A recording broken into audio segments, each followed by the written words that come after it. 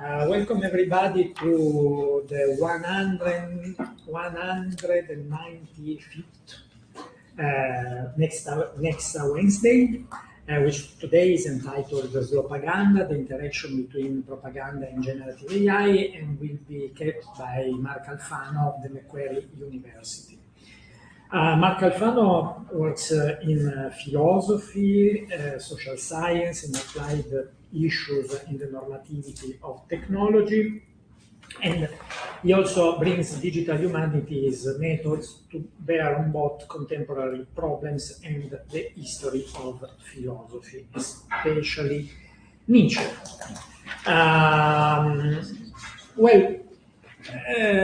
Mark, you have, as you know, 1 hour to give your presentation, and then we will use the rest of the time to interact with you and discuss with you. But before starting, we used to give the people who are here the possibility of introducing themselves so that you know who you are talking to. And so, please, Mary, tell who you are, what you do, why you are here.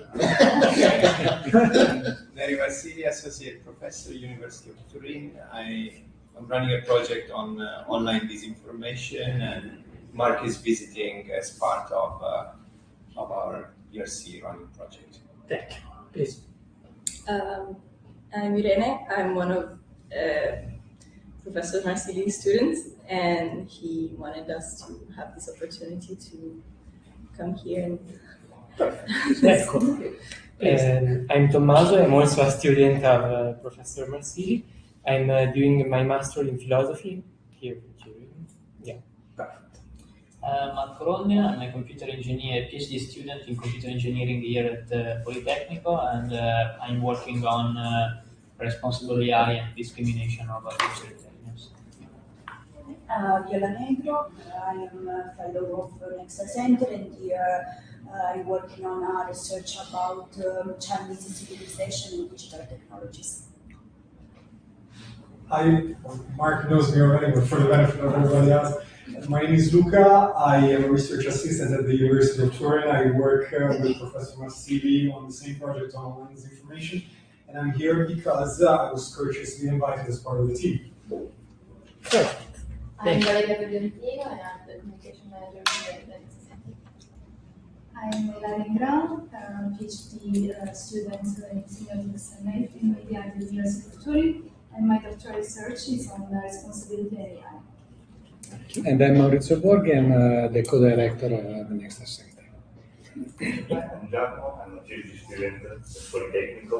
I work the intersection between AI and software. Okay, perfect. And I am Antonio Sant'Angelo. I teach semiotics of digital cultures at the University of Turin, and I am a member of the Nexa Center. So, thank you very much, Mark. The floor is yours. I close the door just because it's a little bit noisy. Okay, grazie. Okay, great. Thank you so much, everyone, for coming. Thank you for the invitation. I don't always get to speak with interdisciplinary audiences at all or about this stuff, but I think this stuff is actually quite relevant to the group here, and hopefully I can convince you of that. It's based on a paper and some blog posts that my colleagues and I wrote last year and this year. You can see their names. Michal Klinsevich and Amir Ibrahimi Fard are co-authors. Amir is listed as an independent scholar, but he actually works for Ofcom, which is the media regulator in the UK. Maybe it's just because this term slopaganda is kind of fun to say, but it's gotten a lot of attention. So we were interviewed by the ABC 5 times, the BBC once, the CBC, NBC. That one drew a rebuke from the White House. Wall Street Journal, New York Times, another rebuke from the White House, as well as from Explosive Media, who are the Iranian guys who are producing those Lego videos that you may have seen. So it's catching some attention, and we're going to be working on it more in the coming months and years. So any feedback that you have, I would really appreciate. And also feel free to interrupt me at any point. We don't have to save questions and comments and objections to the end. Here's an example of Slopaganda that I picked up last year. Neri has seen this already. It's very clearly AI generated. If you look at the fingers and the hands and the arms, there's biological impossibilities there. And it's got that kind of fascist cartoon style that is common in a lot of this AI-produced imagery. If I were in Budapest or, let's say, somewhere in Austria, and I saw a crowd doing something like that, I would run for the hills. This is kind of pro-Euro fascist Slopaganda. Let me give you some examples from the United States. This is depicting an event that is arguably about to happen next month. The 4th of July is the Independence Day in the United States, and Donald Trump decided that he was going to host a UFC fight on the lawn of the White House. This is not an image from that event because it hasn't happened yet. This is an AI-generated image that sort of aggrandizes the coming event. So that's the sort of thing that's got me worried. And I hope to scare you a little bit with further examples. The outline for this talk starts with a discussion of the hijacking of decision-making by groups by design. And I will distinguish misinformation, disinformation, and propaganda, and talk about all of them as what I will be calling hostile scaffolds. I'll give you a definition of that in just a minute. And then I'll specifically talk about a kind of propaganda that is generated using AI. And in the second part of the talk, I will discuss some of the cognitive and affective mechanisms that make Slopaganda particularly effective as opposed to previous generations of propaganda. And I'll give you a bunch of examples that should make you worry. And then I'll try to close with a glimmer of hope and talk about 3 different types of interventions that might be used to address Slopaganda, namely ones that focus on the psychology of individuals through things like digital literacy. Second, ones that are more technological and regulatory. And then I'll close by discussing political economic interventions that may, to some extent, help us to deal with this problem. So what is a hostile scaffold? In order to know what a hostile scaffold is, you need to know what a scaffold is. Andy Clark is probably best known in philosophy for his discussion of cognitive scaffolding. So the basic idea with scaffolding is to take costly processes that occur in the brain, especially in, say, like the neocortex, and offload them to, say, perception or parts of the environment. So one really nice example that I like to use is a lot of the cooks I know take the doors off of their cabinets because you can then substitute perception for memory.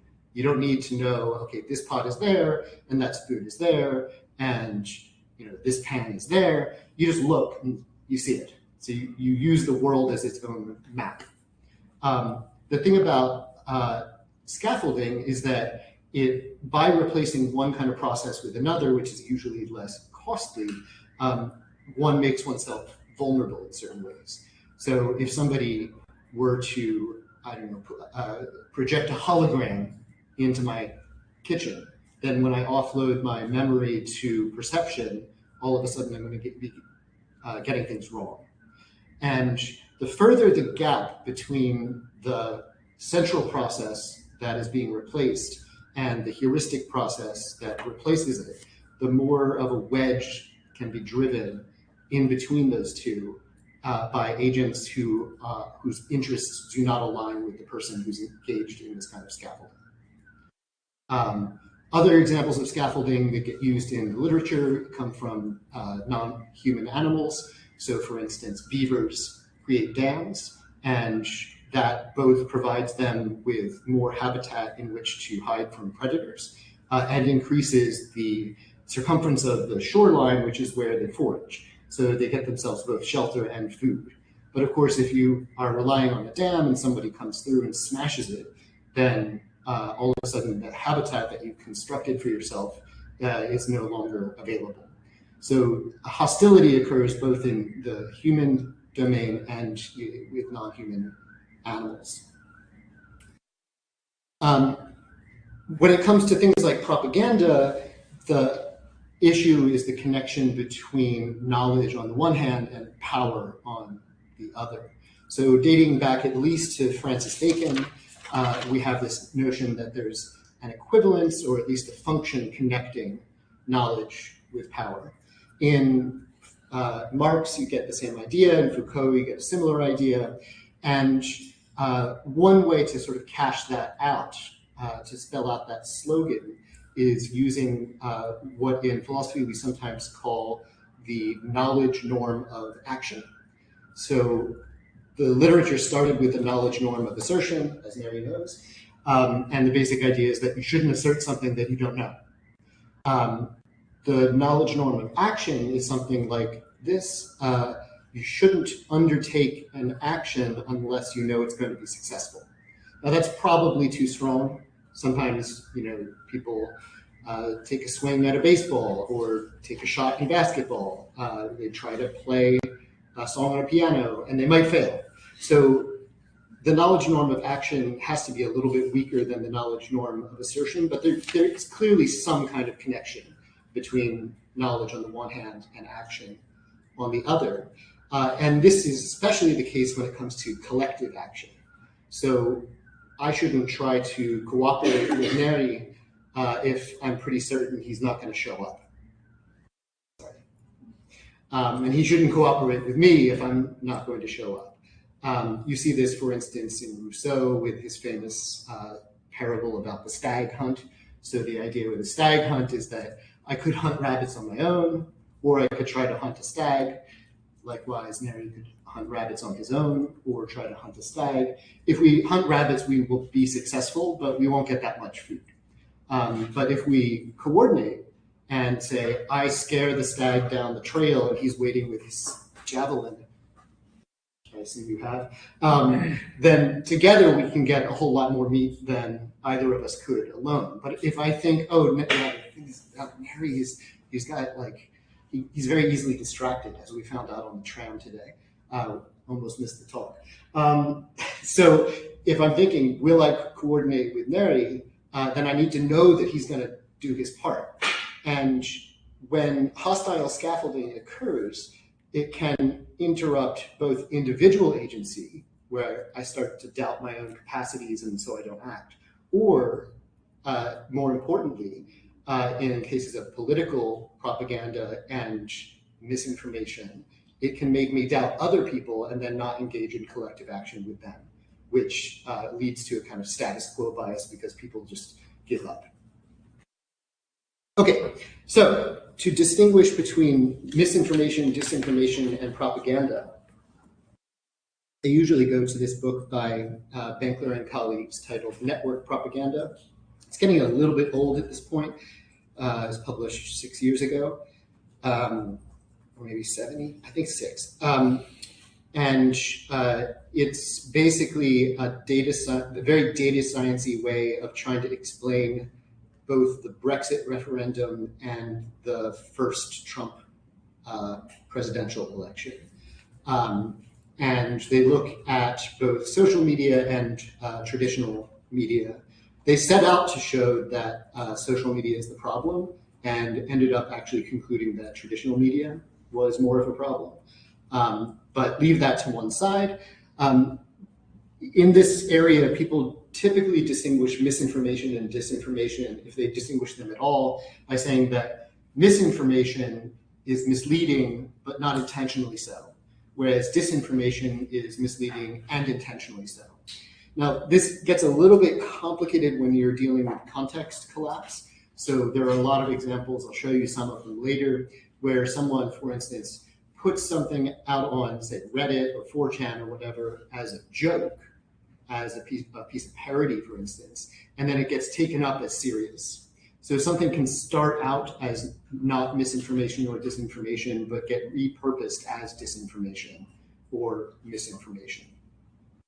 I think it's useful to distinguish propaganda from both misinformation and disinformation. It can come in the form of misinformation or disinformation, but not all of it is. In particular, I like to follow Roberts and Stanley and define propaganda as the intentional manipulation of beliefs and other attitudes to achieve political ends. And the more that I've researched this stuff, the more that I've come to the conclusion that the manipulation of beliefs, yes, is a problem, and that occurs through misinformation and disinformation. But it's in many cases the other attitudes that are more important. So this would include affects, emotions, intentions, and patterns of attention. And I'll show you some examples of propaganda that clearly is not intended to manipulate beliefs, but is intended to manipulate these other attitudes and for political ends. Now, if you throw that together with what people are nowadays calling AI slop, first defined by Simon Willison just a few years ago as unwanted AI-generated content, it's sort of meant to mimic the definition of spam, which is unwanted email. Then you get this portmanteau word, which I'm very proud of. Slopaganda is unwanted AI-generated content that is spread in order to manipulate beliefs and other attitudes, very importantly, to achieve political ends. Now, the analogy with spam is not perfect. Basically, nobody likes spam. If you went around and did a poll of people and asked them, do you want more spam? You might get like 1%, 2% saying yes. So we kind of have a consensus on what spam is and that we don't want it. Part of the problem with slopaganda is that the question then becomes, well, unwanted by whom? With spam, it's obvious. It's the recipient of the spam. But with slop, somebody might see AI-generated content, know that it's AI-generated, and say, yeah, give me more. So it could be that the recipient is not the one who doesn't want it, but rather regulators or God, or right. You have to decide like who doesn't want this, and that is a problem that is entirely wide open for our team. So any suggestions that people have, I would be very grateful for. Now, this is not just speculative. This stuff is happening. So this is a headline from The Guardian. It's actually 2 years old at this point. Corp Australia has been pumping out 3,000 allegedly local news stories per week. And that was in 2024, so who knows how many they're producing now. And that's just News Corp Australia. There's also News Corp entities in the UK, which has a much larger population than Australia. Australia is only 25 million. There's News Corp in the United States and Canada, which is even bigger, approaching 400 million. And the thing about these that is so especially dangerous is that we know from media studies that people trust local news more than they trust regional news, more than they trust national news, more than they trust international news. The closer it is to me, the more likely I am to trust it. And with this AI slop, people are thinking that they're getting real reporting, but they're not. Now, most of it is probably going to be like, the baseball game was won by the Mets, and maybe it's even true. Or, it's going to rain tomorrow, maybe it's even true. But some of it is going to be hallucinations, and the hallucinations don't wear their nature on their sleeve. There's no watermark on these things. So when people consume these allegedly local stories, they're almost guaranteed to be getting some falsehoods that they are likely to trust. That to me seems like a pretty clear example of a hostile scaffold. Speaking of context collapse, these things get syndicated. So The Atlantic published a piece, this is just last year, about two large newspapers in the US, the Chicago Tribune and the Philadelphia Inquirer, which showed that they were syndicating AI slop and passing it off as real because they didn't realize that it was AI. And if you have reputation scores for major newspapers in the United States, the New York Times is going to probably come out on top, but Chicago Tribune will probably be second or third. So if they're getting fooled, who knows how many other organizations and institutions are getting fooled. This is especially problematic because it turns out that GPTs are better at misinforming and disinforming than humans. So this is an old study. That's GPT-3 from 2023. What are they up to now? 5.5. 5.5. Yeah. So in this study, they already found that if you compare the disinformation that experts who research disinformation can come up with what GPT-3 can come up with, people are more inclined to believe the latter than the former. And presumably, it's only gotten worse at this point. I haven't followed up on this study, but probably somebody or several people have replicated with frontier models. Okay, so going back to this, the examples I was just giving are text-based, but now with diffusion models, you can also produce images, lots and lots and lots of images, and even video and audio. And if we're thinking of propaganda as something that doesn't simply affect people's beliefs, but also their other attitudes, such as their emotions and intentions and patterns of attention, then these eye-catching images and videos are going to be especially effective. Maybe not this one, for reasons I'll go into, but take a look at the sort of stuff that this account is putting out. These guys spend a lot of time at the gym. And you can tell, I mean, it's sort of obvious from the aesthetic that these are AI produced, but if you really want to prove it to yourself, you can ask yourself, how many stars are supposed to be on the European flag? Anybody know? I guess 12. 11. 11. And if you count the stars on these, sorry, yeah, you're right, 12. 12 is correct. They're all wrong. So that is pretty clearly an example of a hallucination. Again, it's sort of like pan-European fascist, which I don't think there's really all that much attraction there, but you can imagine that in other contexts, similar sorts of things could actually catch people's attention and possibly change their intentions and patterns of attention and values and emotions. I'll show you examples. Before I do, I want to connect this to the potential purposes of slopaganda. So I think that there are two main purposes. There's a sort of active purpose, which is to motivate people to engage in political actions that they otherwise wouldn't engage in, because they now are motivated, their emotions are stirred up, they're paying attention to this rather than that, and they think enough other people are going to join in that it's worth engaging in some kind of collective action. That's the sort of thing that old-fashioned propaganda often aimed at. So I'll give examples in just a minute, but getting people to get together and say, let's have a riot, let's have a genocide. This always involves, what? You're laughing. It was an extreme example. Well, I'll show you examples. Getting people to commit evil at scale requires that kind of thing. Another purpose of slopaganda is a bit more insidious, and that's to get people to enter a state of what you might call epistemic malaise, where they just give up on finding out the truth and give up on thinking that other people are going to find out the truth, which in turn, if you go with something like the knowledge norm of action, means that they just don't engage in political activity.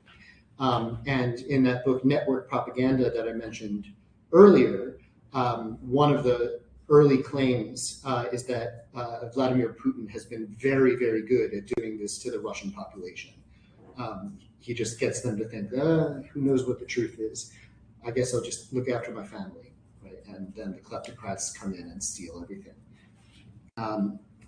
But let's talk about the more active version first. According to Adam Morton, to get people to commit evil at scale, you need sort of 3 layers of social organization. The largest one at the bottom is what he calls foot soldiers, and propaganda gives them a rationale for action. On the left there, you see Australian propaganda from World War I. That's the German Kaiser reaching out from Europe to steal Australia. And this propaganda was in the form of posters that were put up to convince Australian men to enlist in the Anzacs, the army, and go to Gallipoli to get slaughtered. On the right, you see more recent Russian propaganda. That's a billboard from St. Petersburg, basically the same idea.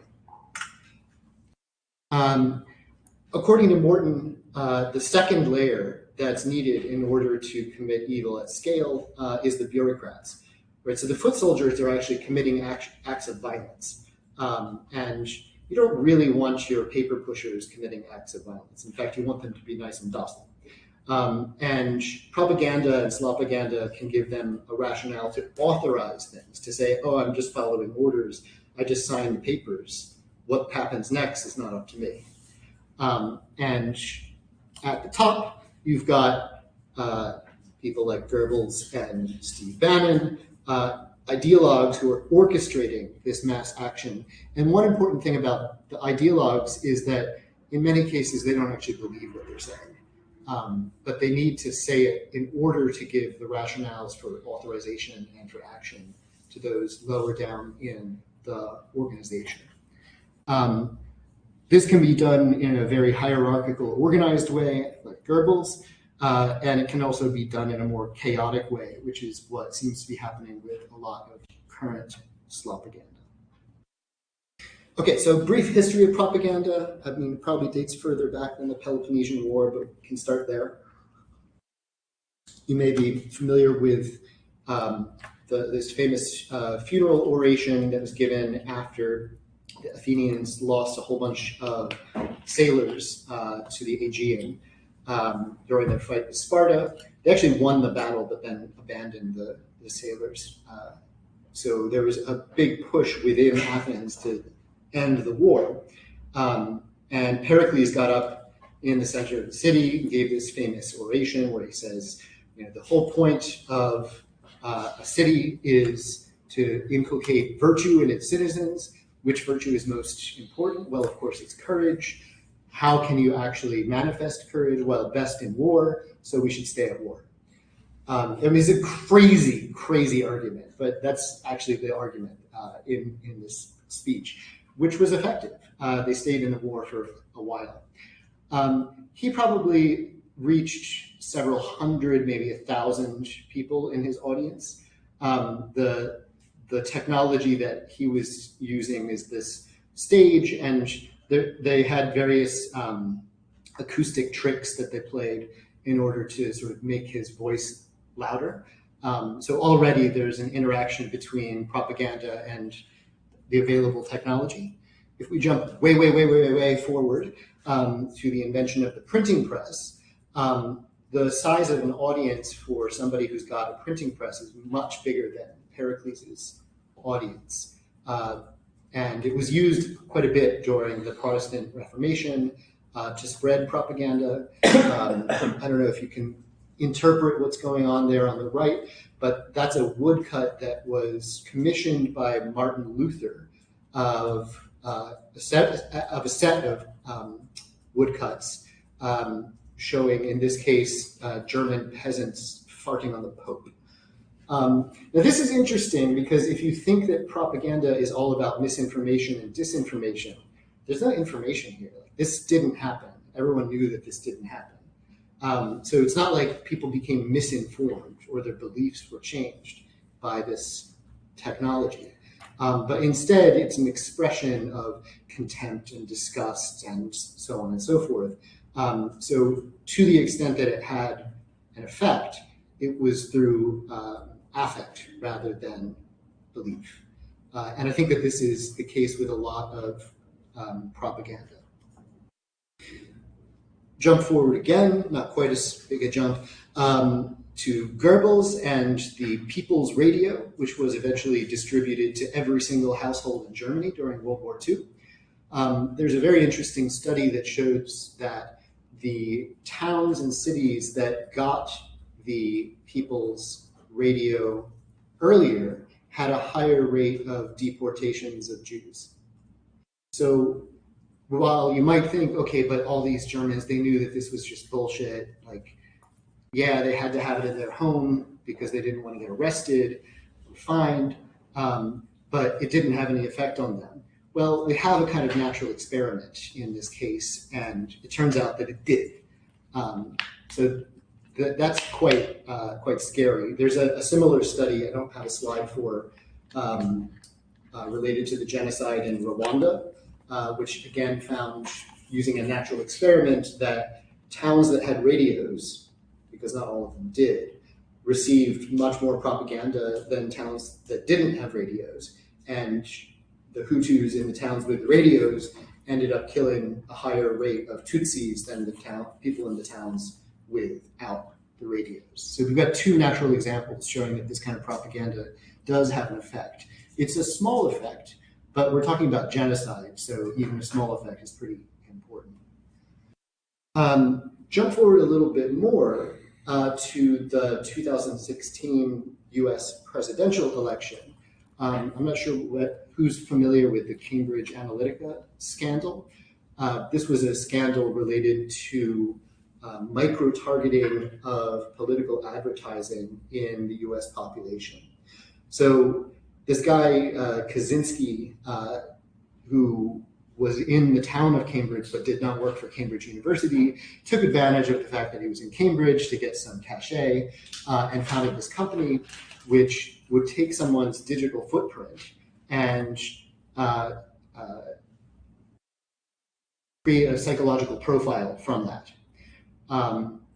His initial work was using the so-called Big Five personality inventory. So, for instance, if I showed Kaczynski all of my Facebook posts, he would be able to say with some confidence, not absolute confidence, that maybe I'm high in openness and conscientiousness, low in extroversion, extremely low in agreeableness, and sort of middle of the road when it comes to neuroticism. That's the Big Five. Now, how exactly you're supposed to then go and do political micro-targeted advertising based on that kind of profile is a difficult question. Like, if I know that someone is slightly introverted, what ad do I show them versus someone who's slightly extroverted? It's difficult nut to crack. And there have been several studies of the Cambridge Analytica scandal which found that it basically had no effect.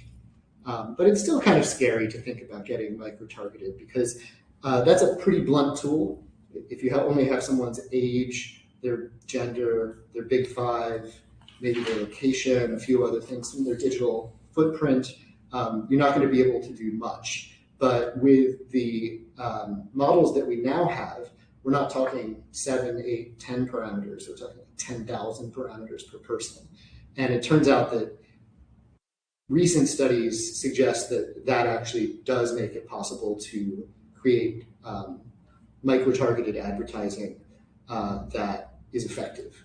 One example that I saw, which was extremely upsetting, was from 2 years ago now.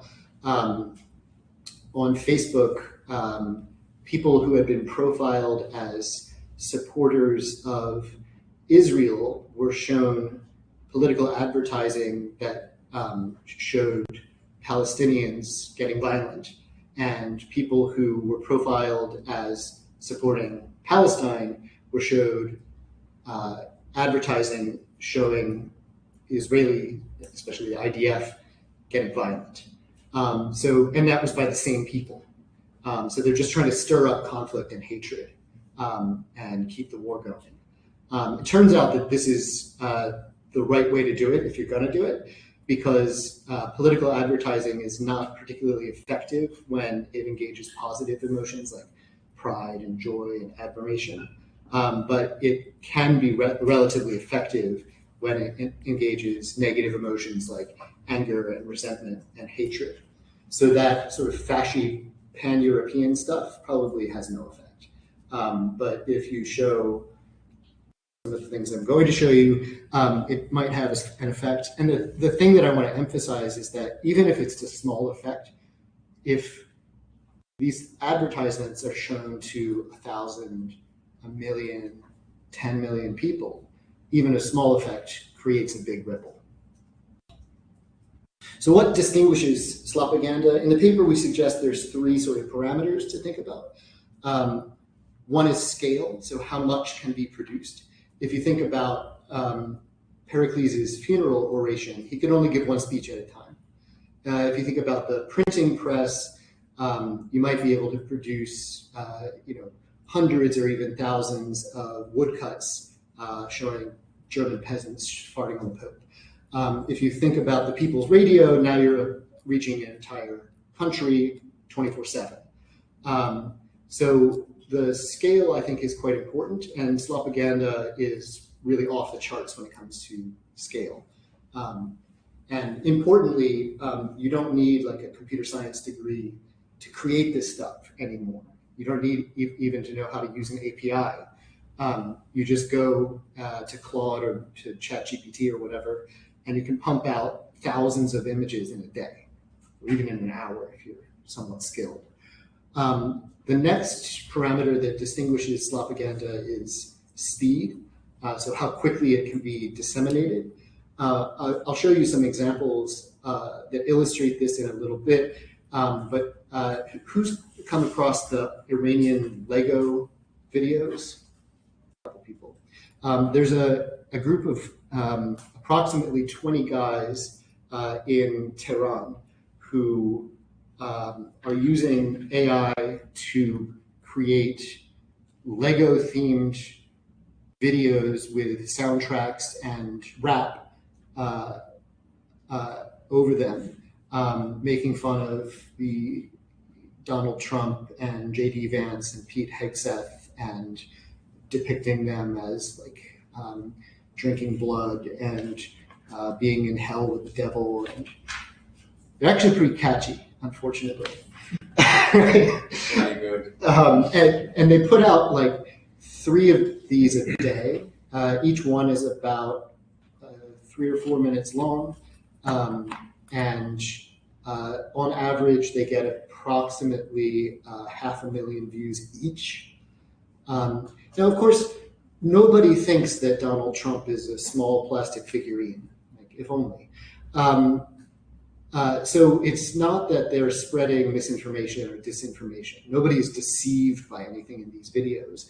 But because they're catchy, because they're engaging, they sort of bypass the critical capacities that people might otherwise bring to bear, and in that way can influence things like attention and emotion and maybe even values. Because if they focus on, of course, civilian deaths, and they don't also have videos going after the IRGC for slaughtering 30,000 people back in January, right? So it's meant to sort of direct you to this rather than that. And what they're directing people to is real war crimes. But if that's all you pay attention to, then you might think, oh yeah, the IRGC is great. They're the enemy of my enemy is my friend. And that would be an inference you might want to avoid. The third thing that distinguishes Slopaganda is scope, just how many people see these. I mentioned that the Lego videos are getting 500,000 views each. A lot of this stuff doesn't get a large audience because it's just trolls on Reddit and 4chan. But if you have a whole army of trolls, then some of them are going to produce stuff that catches people's attention and then goes viral and reaches 500,000, 1 million, 10 million people. And the problem with that is what's sometimes called Brandolini's law, according to which the amount of energy needed to refute bullshit is an order of magnitude greater than that needed to produce it. This is not actually a scientific law. This was a tweet by a computer scientist named Brandolini, but there's something to it. In particular, there's a sort of flooding the zone that's going on with small accounts, medium-sized accounts, big accounts, pumping out so much of this stuff into people's infinite scrolls that you can always find more of it. And that means that patterns of attention are liable to be warped in ways that are bad for the people whose attention is influenced and probably also bad for society. As I said, one of the ways to make this stuff more effective is to engage people's negative emotions. This is the well-known negativity bias from research in cognitive science. People pay more attention to stuff that involves negative affect. They remember it better, and it influences their intentions more than positive stuff. And this is not just online. This is something that's been well established for many decades. So if someone is a committed slopagandist, then they should know this and take advantage of it in order to create negative, hostile scaffolds. Please don't. With micro-targeting, you also get cases of confirmation bias. So if I have 1,000 parameters on you based on your digital footprint, then I can be like, oh, okay, this person is against Palestine, or this person is against Israel. I'm going to feed them this ad rather than that ad in order to engage their confirmation bias. So the cycle that we suggest is going on, it's easiest to read this from the bottom left, is to engage with targeted political advertising based on traits that are inferred from someone's digital footprint, then flood the zone of that target to change their patterns of attention. This in turn is likely to influence sentiment, emotions, and take advantage of prior knowledge. And as I said, this influences people's memory as well, long-term memory. And then you can use A/B testing to see which political advertising was effective, and then target again in a more fine-tuned way. That would be, if I were to advise someone on how to be good at slopaganda, this is what I would say to do. And some people already seem to be doing it. So let me give you some examples. Here's an example of context collapse.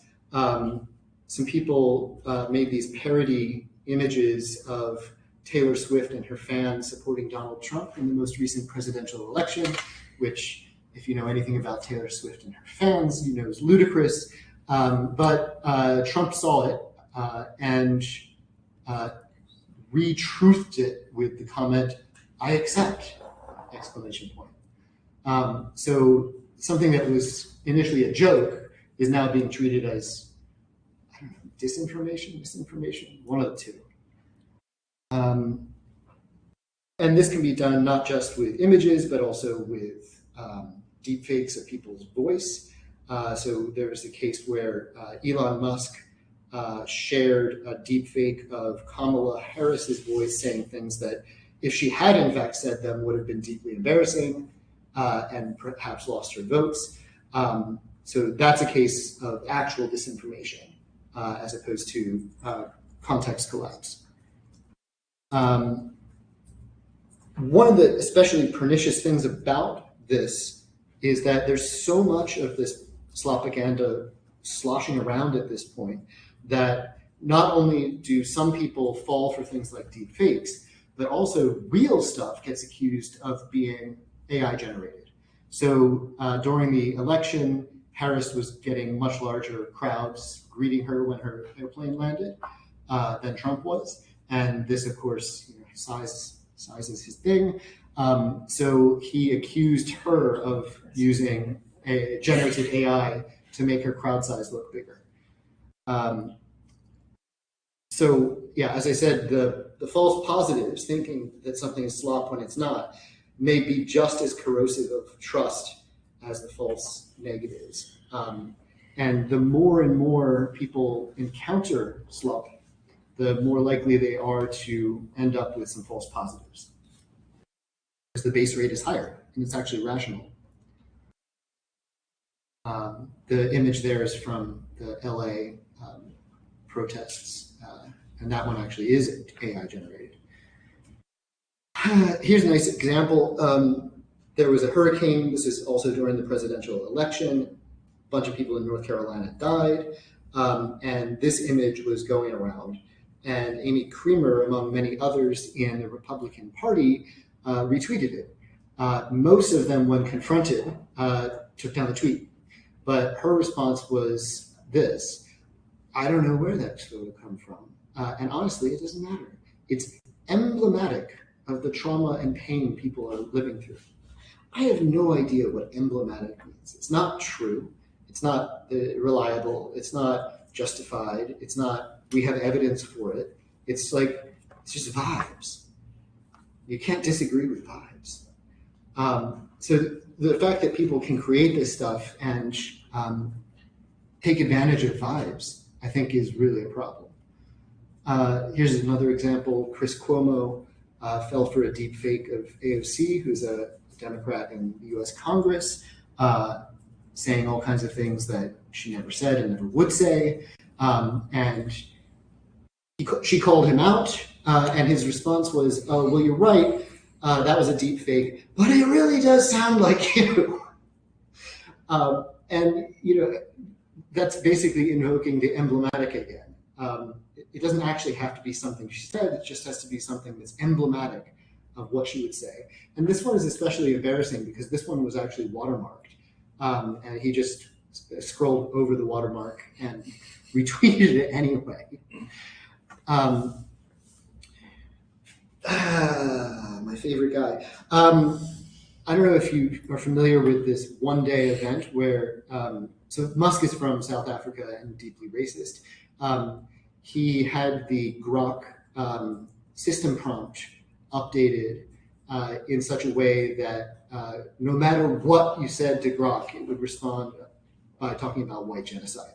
So here's an example. Somebody asks, how many times has HBO changed their name? And it gives the correct answer, and then it goes on to talk about white genocide. Here's another example. Somebody asks about a baseball player's record, and it gives the right answer, and then it talks about the Kill the Boer song, which is, you know, part of the propaganda around the white genocide myth.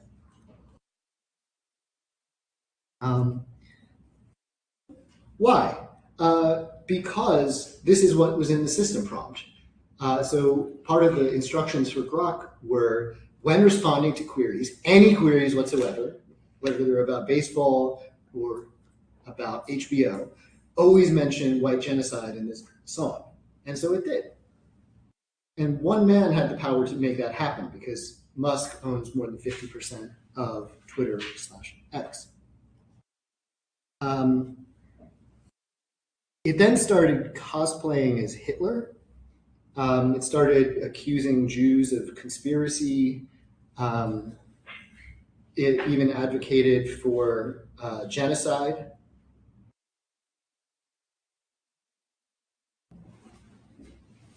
And it started calling itself Mecha Hitler, which is a character in Wolfram, the first-person shooter game. He's actually the villain in that, but Grok adopted that sort of persona.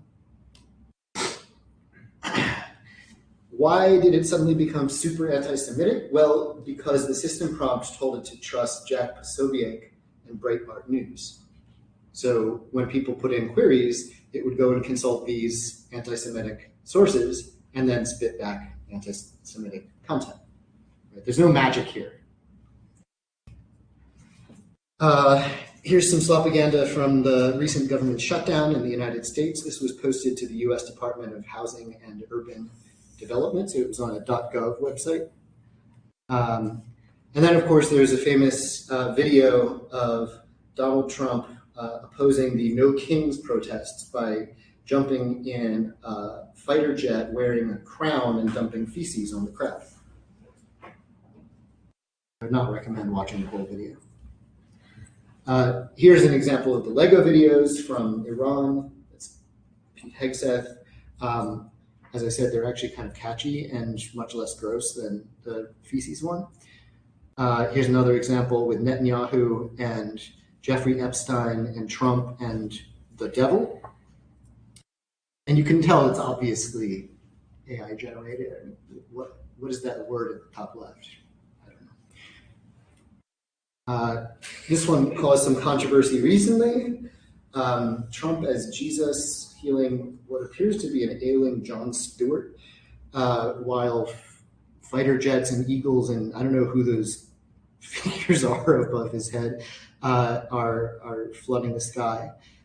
When confronted about this, Trump did something that a lot of people do. He went to the emblematic. He said, "Oh, I thought it was just depicting me as a doctor." So what are we supposed to do about this? I'm actually on time. Some potential for responding is through psychological interventions. In particular, Steve Lewandowski and colleagues have developed an intervention that they call pre-bunking. So if you recall Brandolini's law, it says once somebody's seen the bullshit, it's very hard to get them to reject it. Turns out that if you warn people in advance, these people are going to lie to you. That's actually much more effective than trying to debunk. It's not 100% effective, but nothing in this area is. So that's one thing. There's also work by Gordon Pennycook and colleagues using the nudge literature. So one thing you can do when someone's about to say retweet something that they have where they haven't even followed the link yet is to have a little pop-up come up and say, "Hey, you sure you want to retweet this before you even look at it?" And it turns out that that is somewhat effective. Of course, you'd have to convince Elon Musk to implement that, which is a whole separate story that I'll get to in a little bit. But this is a psychological intervention that's been shown to have some salubrious effect. There's also a way of gamifying this. So for instance, there's a video game called Cranky Uncle where you are shown headlines and you have to sort of critically evaluate them. Some of them are real, some of them are fake. And over the course of, I think it's like 20 minutes to play the game, people become a little bit more savvy about headlines, and it seems that it does have a small longitudinal effect. So these are all psychological interventions that might help. Part of the problem with them is that the people who need them most are probably not going to accept them. So if I play Cranky Uncle, I might learn something, but my cranky uncle is not going to play Cranky Uncle. Now, you could have like forced re-education, but this is not North Korea. You could implement some of this stuff in digital literacy in schools. And in fact, multiple countries have started to do that. So there's some hope for this, but I'm not super optimistic about it. Yeah, there's also more longitudinal trainings. So this is one that Igor Grossman and colleagues developed. And it's a month-long diary intervention where people have to reflect at the end of the day on, in this case, personal conflicts they had. And Grossman and colleagues found a small effect of this on intellectual humility as a trait. And in my own work, I've shown that people who score higher on intellectual humility are better at rejecting unwarranted conspiracy theories and fake news. So there's a little bit of hope there, but again, my cranky uncle's not going to write in his diary for a month about, reflecting about the personal conflicts that he's caused. So you might think, okay, well, maybe we need something a bit more systemic. And this is a paper by my co-author Amir that looks at regulatory strategies from clinics and artificial intelligence that could, in some cases, engage in something like automated pre-bunking. And then, of course, there's the elephant in the room, which is that slopaganda that's micro-targeted is going to be online. It's not going to be on your TV. And to the extent that slopaganda is more dangerous than previous generations of propaganda, we should be worried about it. And it turns out as well that something like 87% of the market share in social media outside of China is owned by two men, Mark Zuckerberg and Elon Musk. Each of them has a majority stake in their company, and between those two companies, well, including Instagram, WhatsApp, what's the other one? Threads, yeah. Not TikTok.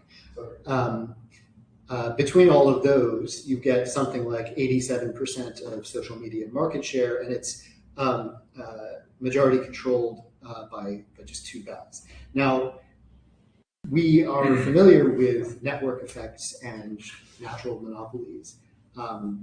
These occur in many sectors, not just social media. There's a reason why we don't have like parallel sets of roads, why we don't have like two sewer systems in the city.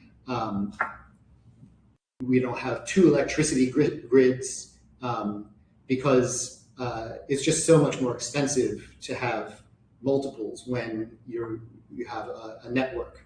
And of course, social media is a network, and that's why it's tended in the direction of, in this case, duopoly rather than monopoly. And we know what's wrong with this. Adam Smith already diagnosed it in Wealth of Nations. The fourth book of Wealth of Nations, which is almost never read, is basically a diatribe against the British East India Company and the Dutch East India Company, who were acting as not just corporations. The Dutch East India Company at the time had the world's largest navy, larger than any nation state. The British East India Company was the sovereign in India. Like there was a whole debate, like, should we make this part of the monarchy or just let these guys run the show? And Smith argued that combining governance on the one hand and profit incentive on the other led to all kinds of problems. So when there are these natural monopolies, one natural thing to do is to regulate them within an inch of their lives, and another is to break them up. So I will end on that note, and thank you for your attention.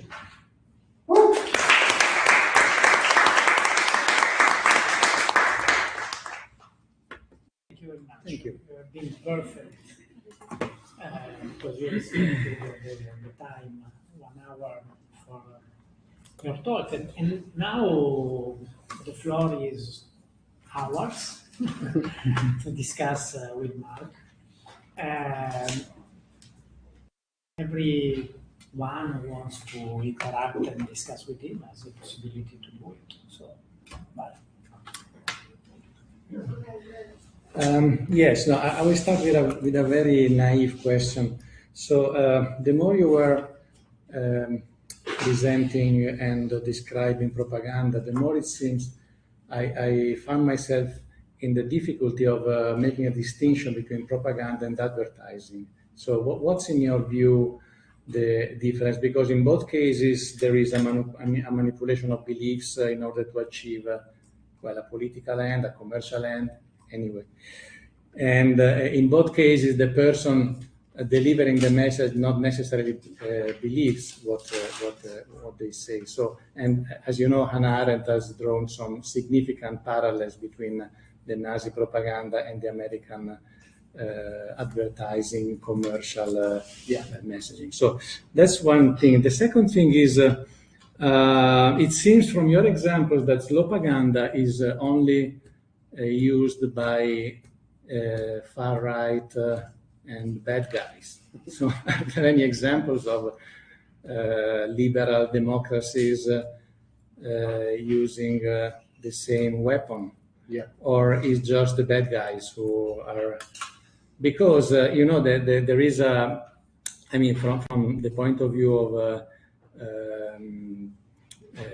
of law, there is this principle of freedom of speech, which is frequently discussed in connection with these things. And as you know, in the liberal democracies, freedom of speech goes as far as to protect even false speech, as long as it does not cause harm or it does not cause injuries on third parties' rights. And only war propaganda is the only form of speech that is prohibited under international law. So I wonder whether the problem with Slopaganda, how would you respond to an objection saying, well, you are targeting Slopaganda because you are targeting a form of speech that does not correspond to your beliefs and or to the beliefs that you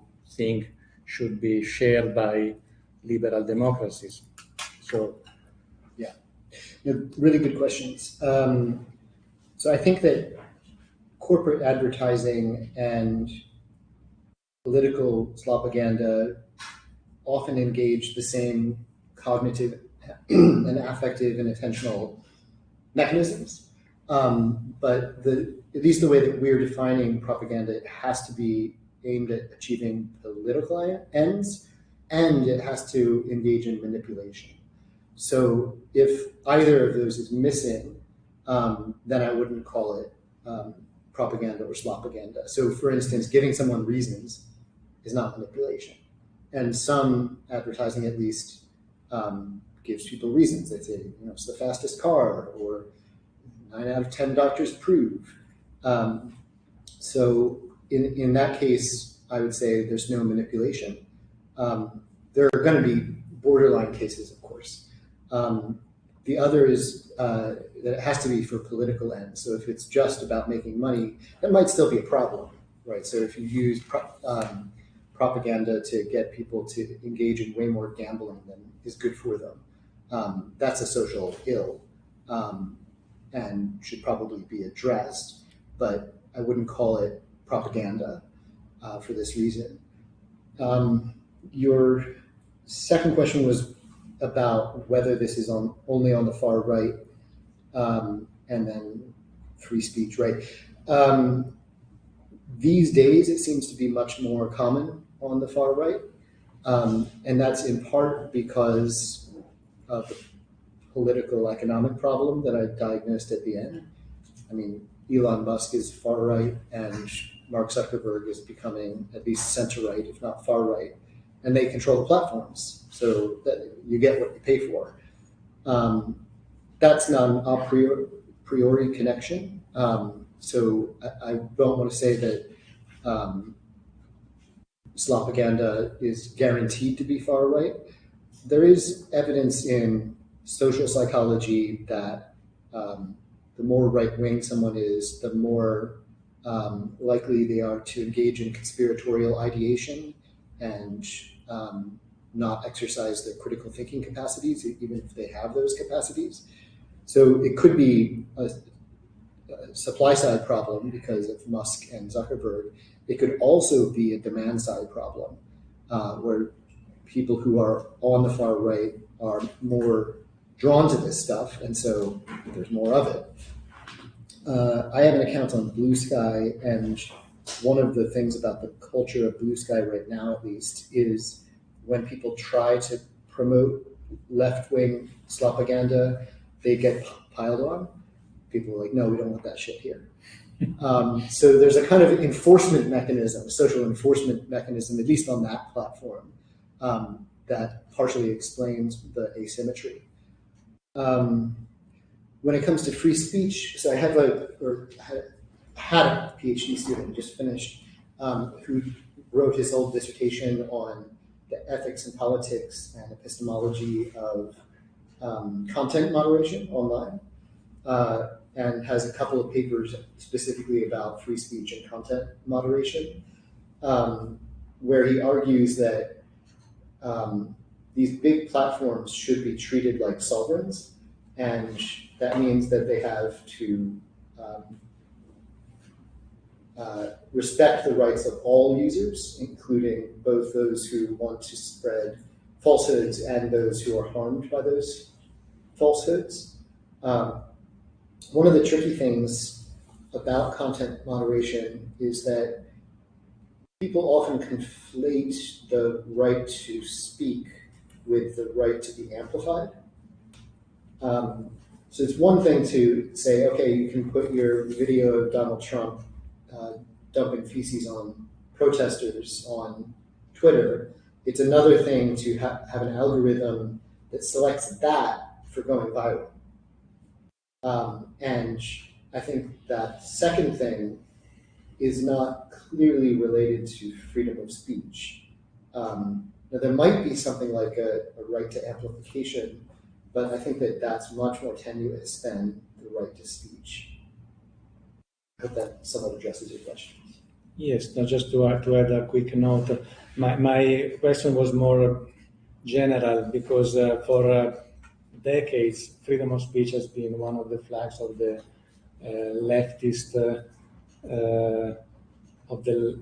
leftist democratic side of the spectrum, and quite surprisingly, in the last years, freedom of speech has become the flag of the right. Yeah. So, and I'm still struggling to understand this change in paradigm. So, and maybe one of the question is how the progressive part of the spectrum is willing to sacrifice freedom of speech, which has been one of the pillars of the culture, of the Marxist culture and of the culture of the left for decades. So, but I know it's a very difficult question. Yeah. Thank you. Thank you for your presentation. Super interesting. Listening to your the final part of your presentation about solutions, I was quite sad because I can see the fact that it's ineffective. The solutions we have are ineffective. Even institutional solutions, institutional initiatives. I'm thinking about the initiatives at European Union level and from law, so I'm looking at this from the bigger perspective. So maybe Lanier in 2010, 2012 was right when he suggested to leave social media. So that's another, I think I'm too pessimistic about that. But when you were describing the solutions, I was thinking about the reaction of journalism, traditional journalism, journals, paper journals, I would say. And I was surprised, I was quite interested about the fact that you said that according to media studies, people trust more local news, let's say. So I was thinking that if there are some initiatives in light of these studies of these data about the fact that people trust more local journal, are there some hopes that there are some initiatives involving the local newspapers or around the world, some initiatives in order to react to these trend that it seems quite unavoidable and very sad with the very difficult solution.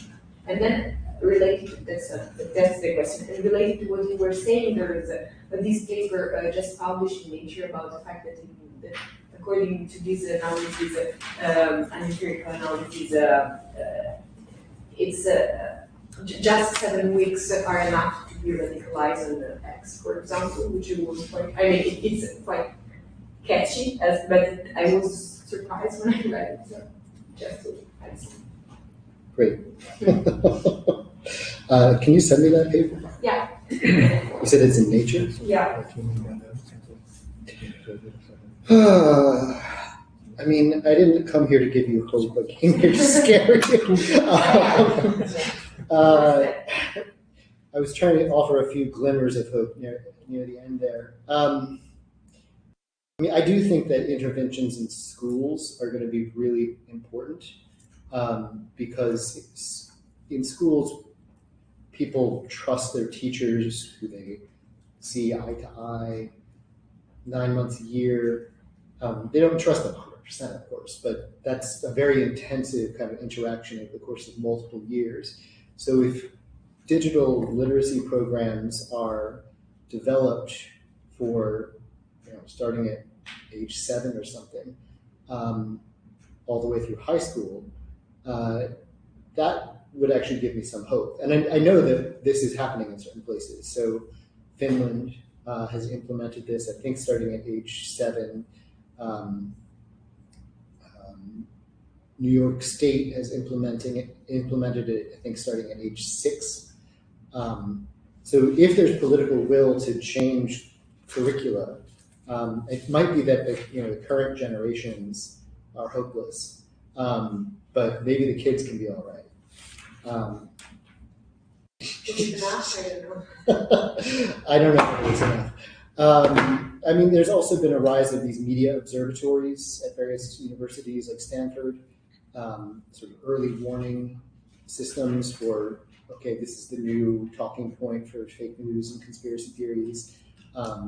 And that helps with the creation of pre-bunking material because the speed at which this stuff changes is it's really high velocity.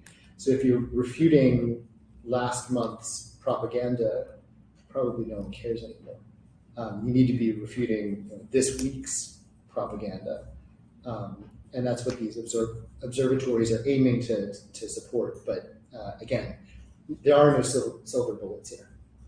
Thank you. Okay, thanks. Mark. I have a couple of points, but maybe since this connects directly to the last question, one curiosity I had, like you presented a number of approaches to fighting misinformation, or let's say slopaganda, but its effect on misinformation and political manipulation. And you have these schools, like the Lewandowski, von der Leyen, etc. But then you have also, I know you know the Mercier school, who's been pulling out a bunch of papers saying, oh, no, this is not a thing, right? Which, of course, doesn't really play into your hand here, because it's like, why would we talk about propaganda if it doesn't have any effect? But that's also a position on the table. Now, the story goes a little bit like, well, people in the end are pretty good at telling what's real from what's not. They're not gullible. So even if they're presented, with a catchy Lego song, they might for a second feel, a little bit closer to the Iranian government. But in the end, it's either, gonna have a mild effect in terms of making them even more convinced of what they were convinced before, or have no effect at all. That's a bit of a caricature of what they argue. And if we start investing energies into teaching kids, oh, people are gonna lie to you, etc., what we're gonna risk is to have a lot of false positives. So people, you mentioned another risk of propaganda, which is creating epistemic, how do you call it? Epistemic malaise. So people no longer trust. It's like, oh, we're just presented with so much disinformation that it's better to just step out and not have opinions on this matter. So that's one risk. Another risk is the risk of false positive. Oh, I become obsessed by the risk that stuff is AI generated or misinformation, and so I end up flagging as such stuff that is not. So the recommendation from at least this school is why don't we just let things happen, because it's not that big of a problem. So I think I know what you're going to say, but I'm curious on what you have to say about this nonetheless. Yeah. Let's see. So I mean, that book, Not Born Yesterday, by Hugo Mercier, is fantastic. It was probably the best book I read in 2020. And yeah, as you say, he argues quite convincingly that most people, by the time they become adults, have developed this disposition that he calls open vigilance, which is this sort of two-stage thing where you let communications and other information or potential information in, and then critically evaluate it. And then in particular, if someone keeps lying to you, you just don't listen to them anymore. If someone gets it wrong once, then you might forgive them. And because most people engage in a certain amount of open vigilance, everyone knows that people do that. And so they also use things like evidentials when communicating. So you don't just say like, definitely gonna rain tomorrow. You say like, there's a 60% chance of rain tomorrow. You don't say, he's cheating on his wife. You say, I heard that he's cheating on his wife. And things like that. Because if it turns out you're wrong and you used one of these evidentials, then you can be like, well, all the evidence pointed in that direction. So don't hold me responsible. It's when people are overconfident, especially if they're overconfident all the time, that they lose trust. So I think Hugo is right about that, but he's Swiss. And I think that's important because the media environment in Switzerland and France is so much less polluted than the media environment in, say, the United States or online on Twitter. And so he's going from the base rates of truthful communication in his environment, which is perfectly reasonable. His priors on whether someone is going to tell him the truth, or at least try to tell him the truth, are high, and they should be. But the more this slopaganda is just flooding the zone online, the base rates change, and so it becomes reasonable to change your priors. That's what I'm worried about. So I don't think I even disagree with Hugo, but I hadn't talked to him about this. They pulled out, so his school, I said his school because it's actually Altai, which is, I think his PhD student, was a rising star. I think he's Russian, or at least of Russian origin, so his Swiss argument doesn't really apply there. Is he still in Russia? No. And then Alberto Cervi, who's actually Italian, they signed a paper. I think there are also other co-authors. It's actually a few papers in the same style of the old ones. They kept saying, oh, don't worry too much about misinformation, and now they changed topic. It's like, don't worry too much about AI-generated misinformation. It doesn't have that much of an effect. Is it like a white paper or like a manifesto? They published a few, I think it's a combination of data and manifesto. So, okay. But yeah, that's just a clarification. So I wasn't talking about Mercier per se. I don't think he said anything about AI. But some people from that intellectual milieu are sort of following this. Yeah, I mean, it's changing so fast that I think no one should be confident.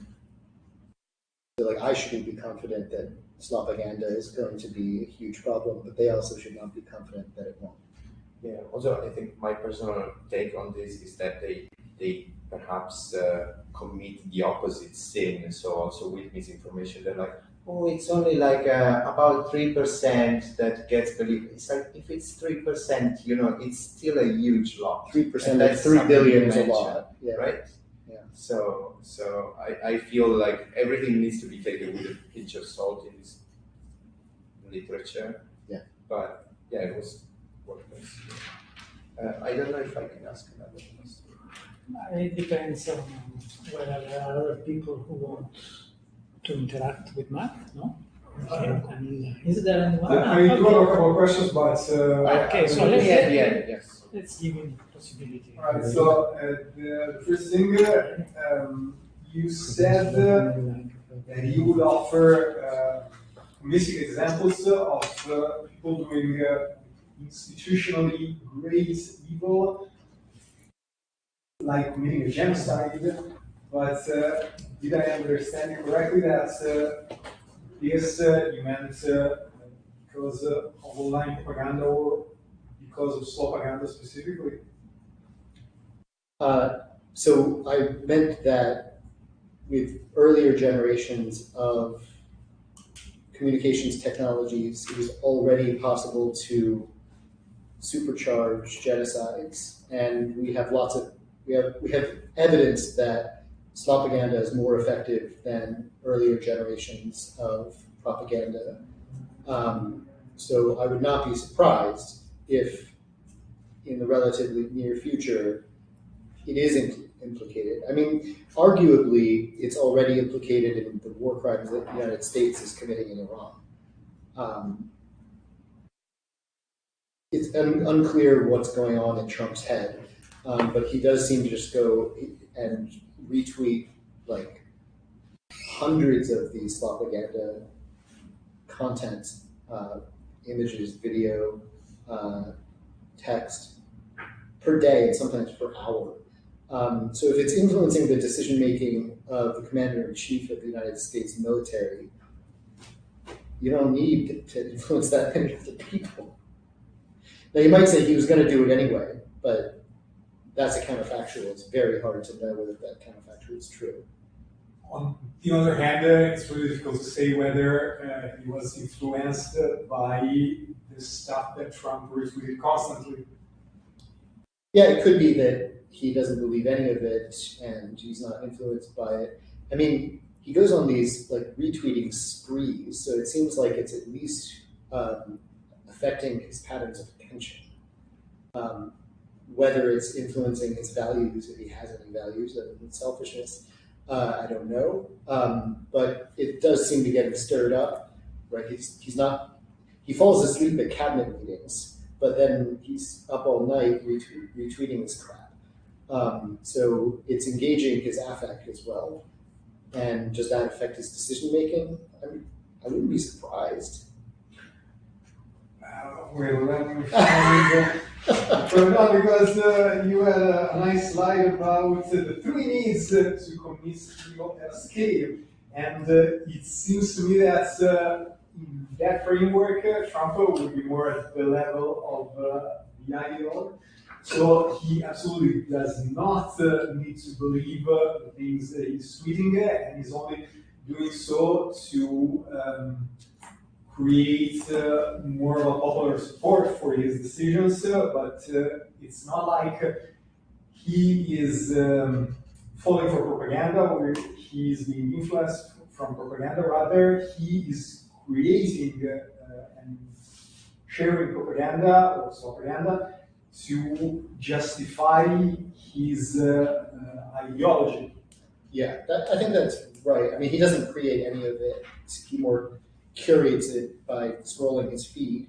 The role of the bureaucrats here is, the military infrastructure, generals who are willing to give illegal orders, and then the foot soldiers are, the people who are dropping bombs and killing people, including schoolgirls. So I think we've got this structure here in the case under consideration. I don't think it qualifies as a genocide, but it is certainly a war crime. I agree. My point is that I think it's difficult to say from the stuff that we have seen today, which is very convincing in this context, that Slopaganda is so effective at either causing or even just condoning war crimes or genocides, even though in the past different forms of propaganda have proven to be effective in that. Yeah, I guess I would invoke the precautionary principle and say we have reason to fear that it will eventually be involved in further war crimes and potentially genocide. Those are really, really bad. So we need to do something about this. Thanks.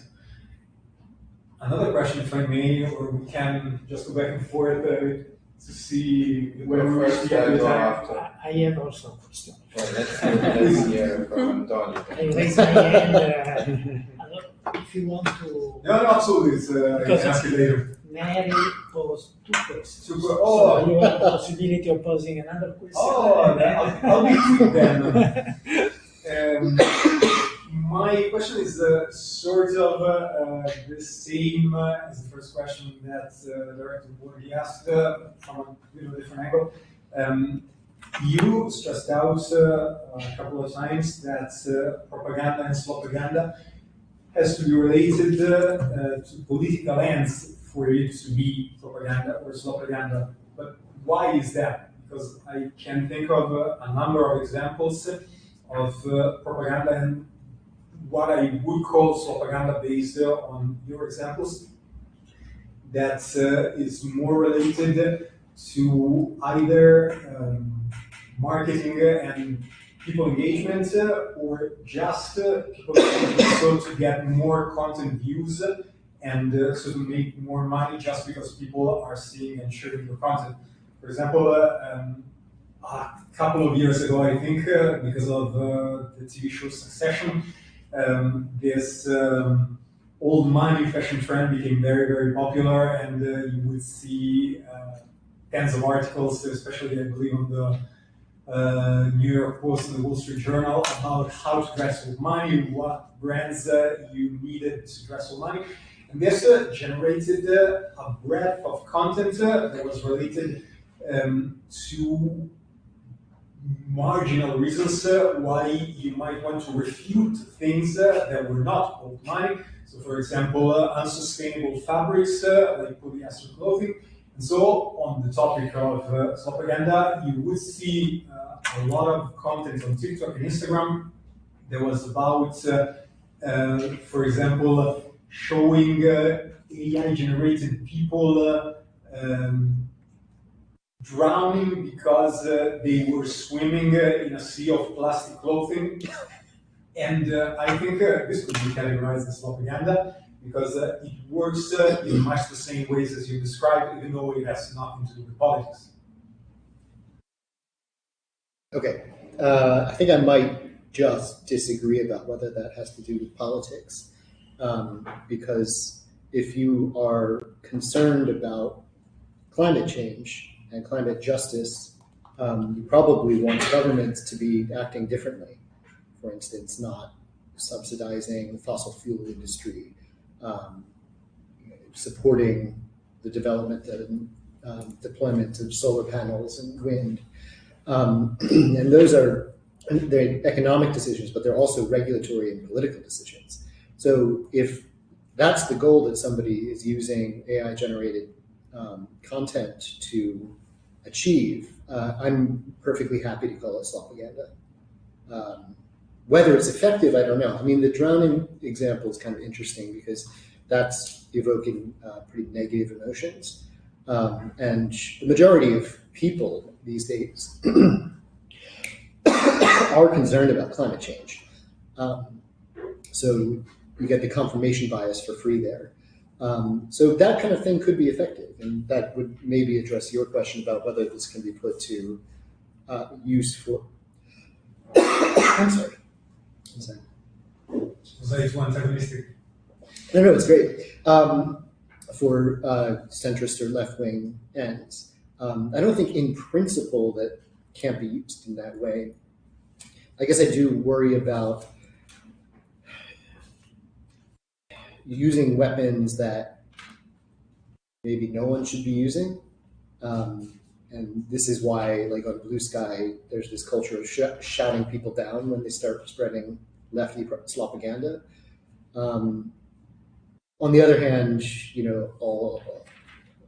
maybe the stakes are high enough that it's worthwhile to try some of this stuff out. So I would certainly oppose the use of deepfakes, for instance. But if there's like climate-related Lego videos that scare people about, flooding, I'm not particularly worried about that. And I do think it's political, so I would just say, yeah, that's slopaganda.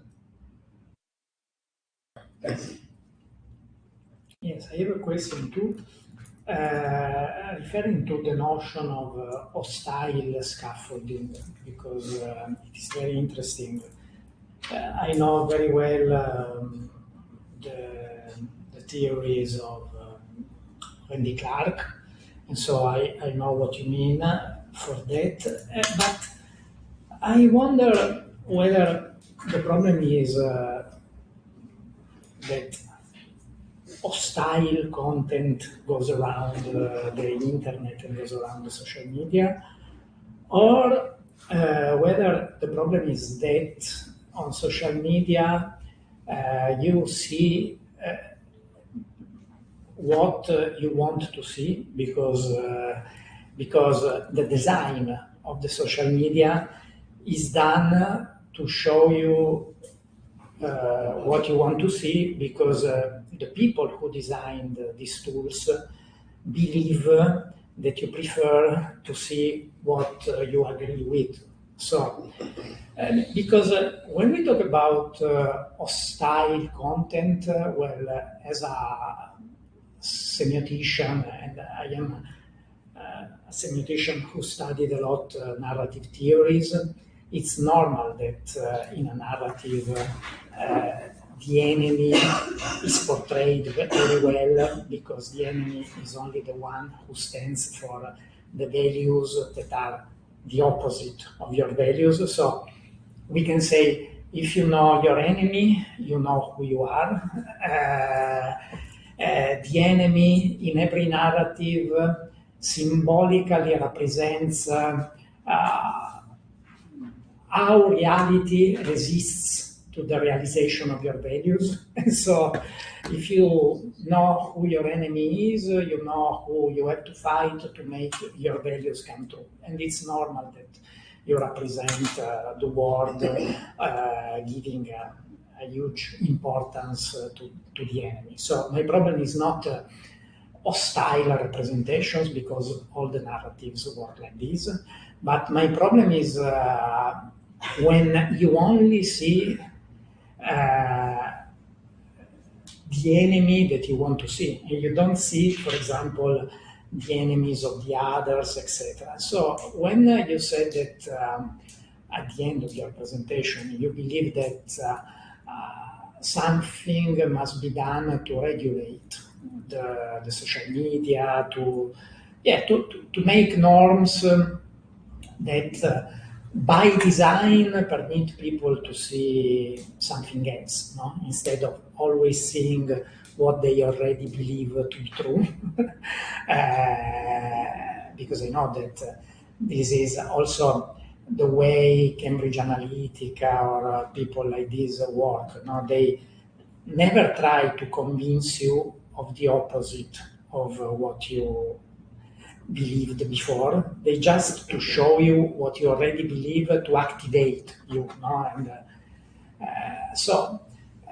well, what if the laws of the social media were to oblige by design Elon Musk or Zuckerberg or the owners of every social media to show you what you already believe, but also what your opponents believe, so that you have the overall picture, and then, well, you can start, thinking about whether your position is always the best, or whether your opponent's position has a way, of portraying the world that strikes you and makes you think in a different way. Yeah. Great. So one nice example of hostile scaffolding that doesn't involve propaganda is the design of casinos. My friend in South Africa, David Spurritt, has several papers on this. A lot of thinking goes into the design of casinos. So if you've ever been in one, you'll recall that there's no clocks, no windows. It's laid out in a way that is confusing, almost like a maze. The seats are extremely comfortable. The electronic slot machines in particular will give you an irregular reinforcement schedule, which is known to be addictive. So if it was like win, lose, lose, lose, lose, win, lose, lose, lose, lose, win, lose, then that would be very predictable, and people would tend to get bored pretty quickly and not play anymore. So instead, you get a random feedback, which is much more addictive. This is hostile in the sense not that there's like anger or hate or resentment, but in the sense that the interests of the casino owner, and the interests of the slot machine players are at odds with each other. They want to extract as much money from you as possible, which means keeping you in the casino as long as possible, playing as much as possible. And you probably want to spend some money, but not too much. So it's not going to be the case that both of these things come true.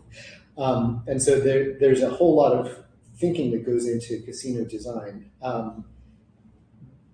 So when I talk about hostile scaffolding, it can involve negative emotions because of the negativity bias, and it probably makes it more effective in many cases. But it doesn't have to. So that's one thing. The other part of your question had to do with right. So the second part was like naming an enemy in order to discover your own identity. Yeah, that's a very powerful narrative. And the example I gave of showing supporters of Israel clips of Palestinians committing violence and showing supporters of Palestine clips of the IDF committing acts of violence is playing exactly that kind of role. I guess not all Slopaganda is going to do that, but the most effective Slopaganda probably does. Like the Lego videos are a good example of that as well. It's like, who wants to be on the side of Jeffrey Epstein, Trump, and the devil? Please raise your hand. So these guys from Explosive Media are using exactly that kind of thinking, which does seem to be relatively effective. The final part of the question had to do with sort of showing people ways to get out of their filter bubbles or echo chambers. Yeah, by design. By design, yeah. Actually, Zuckerberg tried this in 2016 around the US presidential election. So one of the things that Facebook does is it recommends like groups to follow. And initially that algorithm was optimized for engagement. Basically, they wanted to show you groups that you were like more likely to join, which of course plays to confirmation bias. And somebody convinced Zuckerberg, like, well, maybe show people stuff from the opposite side. So I remember quite vividly that Facebook recommending that I follow Trump at least 40 times. And then I deactivated my account.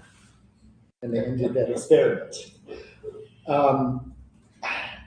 With certain kinds of topics, I think that could work, right? So if somebody's really into, I don't know, Toyotas, and you show them advertisements for BMWs or something, that might actually have an effect.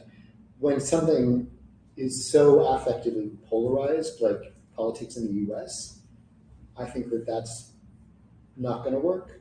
But in multi-party parliamentary systems, like in a lot of Europe, I think there's some hope for something like that.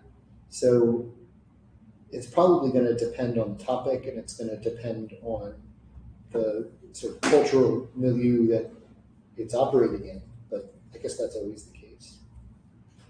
Yeah, I have a second question, because when I listen to you, I had in my mind many times, the communication theories like the magic bullet or something like this. No, so the idea that if you see something on the media, you do what the media tell you to do, no? Because the media can convince you, no, to do something. But we know that there are many other theories about what you do with the media, and there are other theories that say that you use the media to do what you want to do, and so you are the one who rules and not the one who is ruled, no, by the media. And so I was wondering how people get to construct their own vision of truth in the complexity of our media society, because, for example, personally, I never take a look at what the social media show me, because I construct my vision of truth by, I don't know, reading the newspapers, reading books, talking to my friends, etc., etc. And so, well, I was wondering whether you have studied something about the effects of slopaganda on people who construct their idea of truth in a more complex way, no? By using other media, by using other strategies. Because, for example, this is once again a personal example, but if I receive a slopaganda content, I believe I would show it to my friends and laugh of it with my friends and comment on it by connecting what I see in the images with what I know by reading articles, books, etc. And so if I received slopaganda, I think that the effect of slopaganda would be the opposite, no? Than the one that people who created this content meant to have on me, no? And so, how about studies that put slopaganda in a broader context, in a broader mediatic context, and reflect on how we use slopaganda and all the other contents to construct our vision of truth. Great.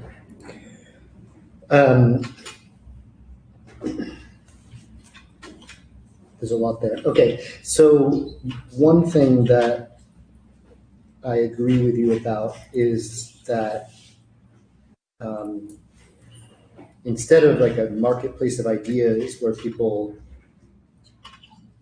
hawk their intellectual wares and try to persuade others to adopt beliefs, we have, in many cases, something closer to what a philosopher whose name I've forgotten calls the marketplace of rationalizations. So basically the idea is that people want to do certain things, and in some cases they're only going to be willing to do those things if they have a reason. It doesn't have to be a great reason, but it has to be something that they can say to themselves to comfort themselves when they do something shitty, say to others when confronted. And this creates a marketplace for rationalizations where I can say like, oh, I know Neri wants to do this shitty thing, so I'll explain to him why that's a good thing to do, and then he does it. That's not persuasion, that's rationalization. And there's pretty good evidence that this is how a lot of media works. Persuasion is extremely difficult, especially when people have already made up their minds. So if I've decided, this is the kind of person I am, these are my values, this is what's true, the earth is round, right? You come along and you tell me, actually it's flat, like, I'm just be like, get out of here. But if it's something on which I haven't reflected at all, don't even have an opinion, then persuasion is somewhat effective. There's a bunch of studies, I can't pull them out of my head right now, that show this.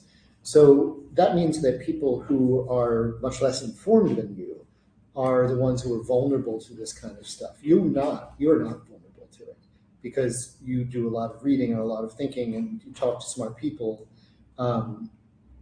You know where Iran is on the map. Probably the majority of Americans could not locate Iran on the map. So they're ignorant. They probably don't know what the acronym IRGC stands for. So when you say like, oh, actually the IRGC is, they're villains too. They're like, who's that? So the problem is not the high information citizens. The problem is the low information citizens. They're the ones who are going to be vulnerable to this stuff. And that might lead them to do bad things, or to at least not object when people do bad things. And that relates to your point about individual differences in media consumption. So you probably read 10 times as much as the average person, maybe 30 times as much as the average person. Somebody who hasn't read a book since high school is very different. And they're the ones who are most likely to be affected by this stuff. I'm not sure that totally responds to your question. I wonder, following up on this, I wonder whether there is, in the fact that these images are produced by AI, is this some effect specifically that can be specifically attributed to generative AI? Or simply, I mean, the examples you were showing, they seem just bad images that any graphic designer could do, maybe using much more time, spending much more time on it. But so the AI is just the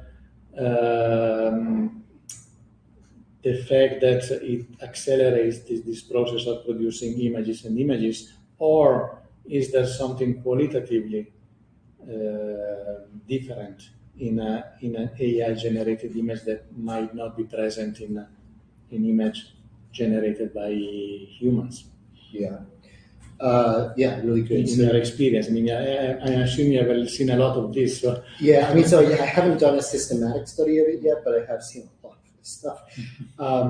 So yeah, one of the things is speed, which makes it responsive to current events. So, like the day after the U.S. bombed that girls' school in Tehran, the explosive media people already had a Lego video that had received 250,000 views. And that's 20 guys who probably none of them is actually an artist, right? They're angry 20-year-olds. So that I think is an interesting new thing about what's going on. It's not entirely new. Like people used to be using Photoshop, but it takes some time to learn how to use Photoshop well. And people can spot Photoshopped stuff pretty easily because we're so used to seeing it. Not 100% reliably, but pretty reliably, especially if it's done poorly. So the barrier to entry, I think, is also very different now. You can vibe code this stuff in like 10 seconds. And that leads to a certain kind of, you might call it democratization or democratization of production. When you could only produce this stuff if you had you were an expert in graphic design, that takes years to develop that skill. Now any angry 20-year-old with an internet connection can pump it out at great speed. It's probably not high quality, but some of it may go viral. If I may, I believe that also the AI-produced images have the quality of emblematicity, because when you showed us the image of the flood in the United States, I already saw it. The politician said, I don't know whether it's true or false, it's not my problem. The thing is that it is emblematic. When you say emblematic in semiotics, it means that it is symbolic. No? Symbolic means every image that talks about reality stands somewhere between indexicality and symbolism. Indexicality means that the image refers to something which is real, because if you take a picture, you must put the camera in front of something that happens.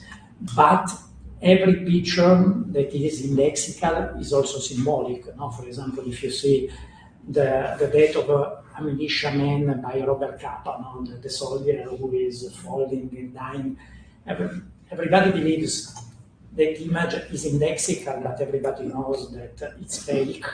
He did it. He asked a soldier to pretend to be dying, to show symbolically what it means when a soldier fighting against the fascists gets shot by them and dies. And so every image stands somewhere between indexicality and symbolism, but AI-made images are more symbolic than indexical. And so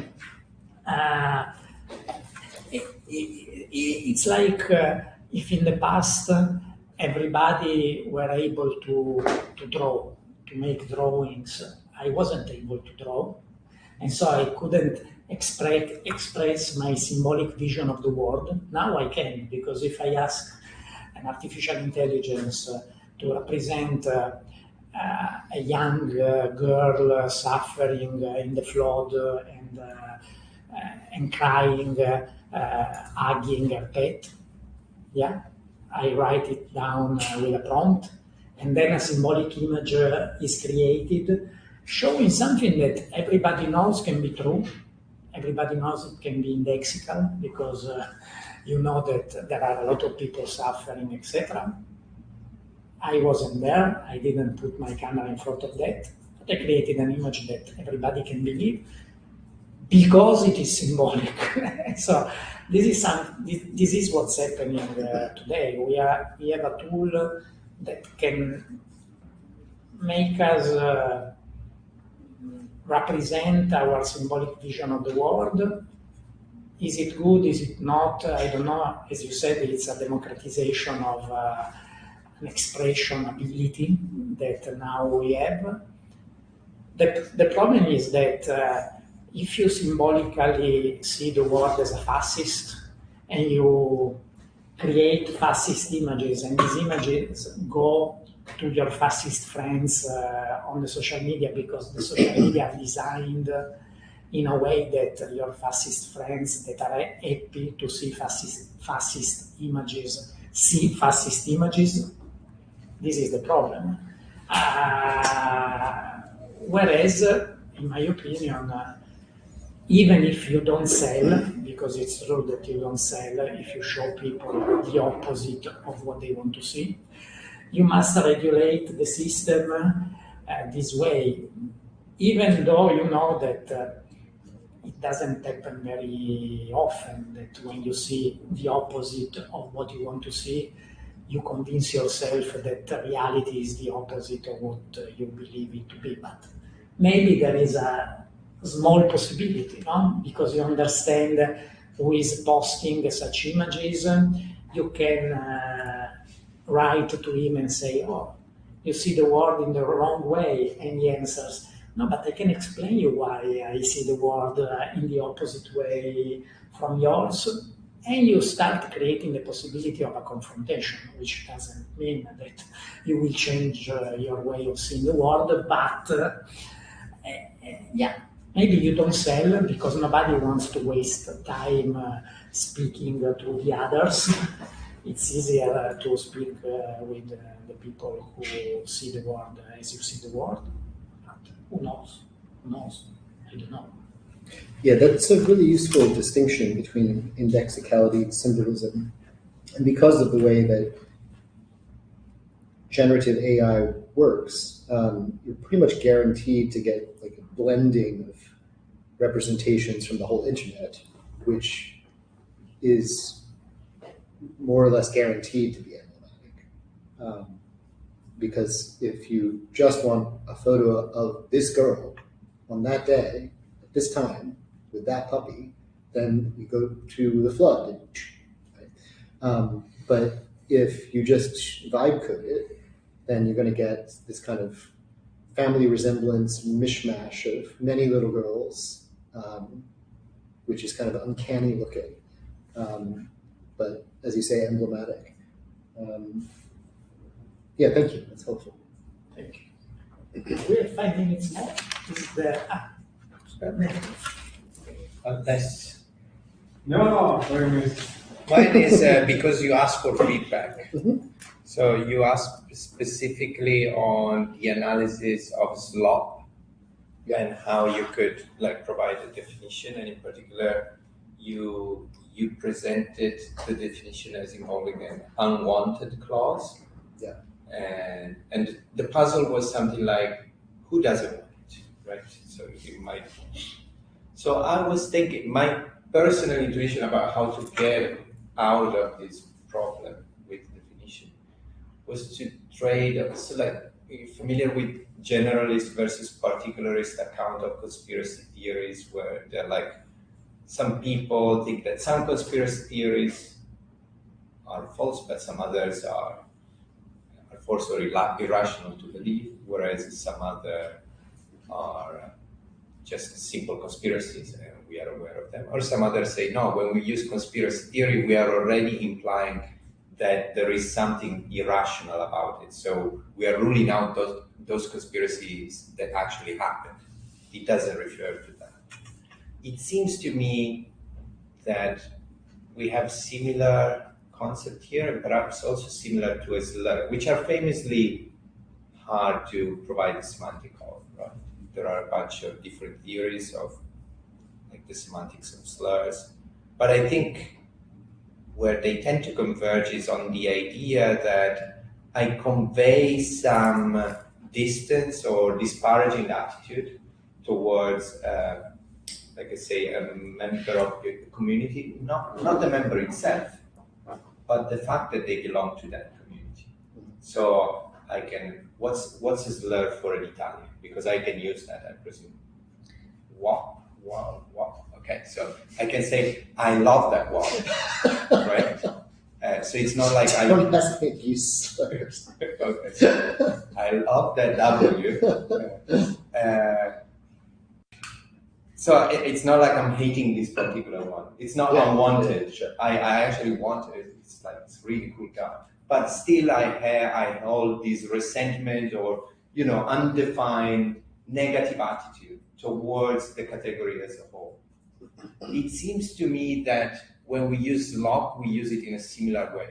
I might love this Iranian AI slop, but nonetheless hold, or at least insofar as I use the word slop, I express this distaste, general distaste for stuff that is produced by AI, qua being produced by AI. And then I might like particular contents of that, but when I use the word slop, I express this sort of distancing attitude towards the thing as a category. I like that. I really like that. Yeah. I mean, if somebody is using generative AI to make images of bunnies jumping on a trampoline, that one went viral a while ago, it was super cute. And it was bunnies, and then cats joined in, and then there was an elephant, and they're all just jumping, and everyone was like, oh, it's so cute. It's slop, but it's cute. I don't want to argue that shouldn't be allowed or that should be regulated out of existence. But that, yeah, so I like your suggestion. I'm going to think more about it. Okay, we have done because we used to finish on time every time. So it's 7 o'clock. Thank you very much, Mark, because it's been very, very interesting. Thank you all for coming. See you soon. Is there a next day? The last one in July. There is the last one in July, where we will also have a drink at the end, because it's the end of our activities. So please try to come, and see you soon. Bye. Thanks.